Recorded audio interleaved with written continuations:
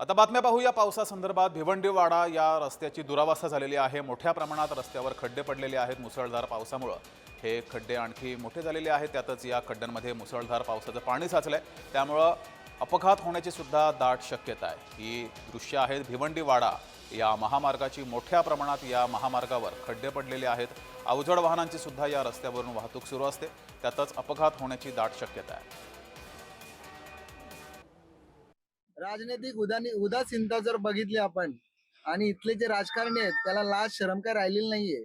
त्याच्यामुळे या रस्त्याकडे अक्षरशः दुर्लक्ष झालेलं आहे आणि दरवर्षी आम्हाला ह्याच प्रसंगाला सामोरं जावं लागतं।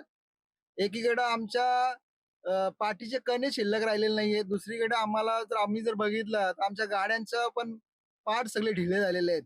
अशा प्रकारे रस्त्याची अवस्था आहे आणि अतिशय कठीण परिस्थितीमध्ये आम्ही जीवन जगत आहोत। शासनाने कमीत कमी या रस्त्याची दखल घ्यावी आणि प्रत्यक्ष इथं येऊन या रस्त्याला थोडासा प्रवास करा अंबाडीपर्यंत आणि तुमच्या स्वतःची अवस्था काय होते ते प्रत्यक्ष बघा।